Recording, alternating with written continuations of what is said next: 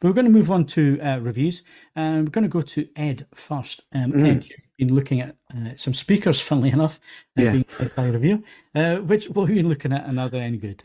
Right. This is the PSB Passif 50. It is a brand new model that, in the great tradition of speakers we've been looking at recently, doesn't look brand new at all.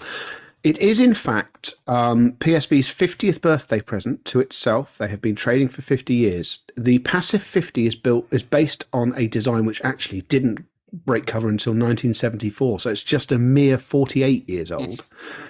And this is one of the most interesting speakers I've tested in a very long time. The review will be going up. It will cover all of the technology. Suffice to say, it's called the Passif 50 because whilst it looks like a three-way, it is a two-way loudspeaker. The bottom radiator is entirely passive. It doesn't have machinery behind it, as was the case with the original. It does make for an extremely room-friendly device. I'll say that for free. But I think it's more important that in the course of the last 18 months, there's been a number of retro products have made it through onto AVForums. Mission 770, Simon has done the Mission 700. The neat Petite Classic product of the year is based on a design which is 30 years old. The PSB looks magnificently retro. I mean, it really does. And they've done a really neat job on attention to detail, but it doesn't sound retro. It took a while to get my head around what was going on when I was listening to them. The closest speaker in behavioral terms that we've looked at to the Passif 50 price at this point is the, ironically, also got 50 in it, the Q Acoustics Concept 50. The PSB is built like a lorry. The cabinet is extremely inert. There's very little coloration. And then because it's got that wide baffle, you get that very impressive sort of wide soundstage effect. The other interesting thing that happened is I had to do a rewrite on this review. It hasn't changed the score, but it has framed some of its behaviour because I was very fortunate to get some time interviewing Paul Barton, he of PSB Loudspeakers. It's Paul, presumably his middle name, Barton. And this comes down to subjectivity, which I know some of you find maddening about hi-fi reviews.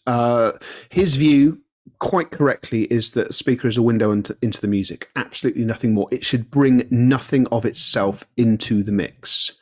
Now, I think that's fair and good, and this speaker does that tremendously. My argument would be that there are other designs available at the price which I find, you may call it coloration, I would call it a degree of engagement, which I didn't necessarily always get out of the Passif 50. It is a tremendously neutral, transparent, and tractable loudspeaker. What you hear is pretty much what's on the list.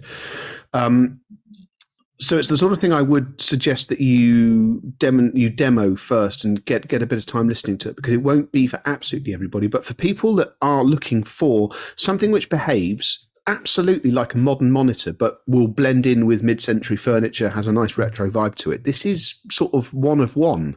The only other thing I would say, and I did have to actually embarrassingly point this out to Paul, I have been reviewing loudspeakers in this house, the house before, for some years. This is the first loudspeaker I've ever tested where the moment I put the grills on, both cats went, wow, and just got stuck into it with absolute gumption. They are, I don't have clever cats, I've pointed this out before, but they are completely and utterly incapable of telling the difference between a scratching post and the grill of the PSB Passif 50. So please don't say you weren't warned. If you wish to combine cat ownership and Passif 50 ownership, you might be in for a spot of bother there. I've actually got to get them back into their boxes. They've been sat behind on the partition between my lounge and where I sit to do the podcast.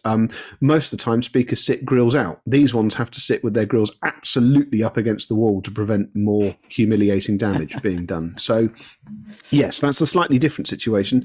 But this is a very, very talented product, and it's different.